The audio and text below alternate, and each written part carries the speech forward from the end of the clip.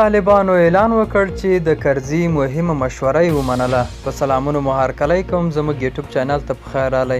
که غواړئ په بشپړه توګه معلومات ترلاسه کړئ نو ویډیو راسره تر پایه وګورئ. د حکومت ویان ذبیح الله مجاهد په رسمي ډول ومنله چې دوی پلان لري په نږدې ورځو کې یوه لویه جرګه جوړه کړي. مجاهد په داسې حال کې د لویې جرګې د رابللو خبره کوي چې د افغانستان پخواني ولسمشر حامد کرزي د طالبانو څخه څو ځله غوښتي وو چې یوه لویه جرګه راوغواړي. د دې سره به د رسمیت او مشروعیت لاره ډیره لنډه شي. دا و زموږ نننۍ چمتو شوې ویډیو. تر بیا ښه وخت، ښې چارې.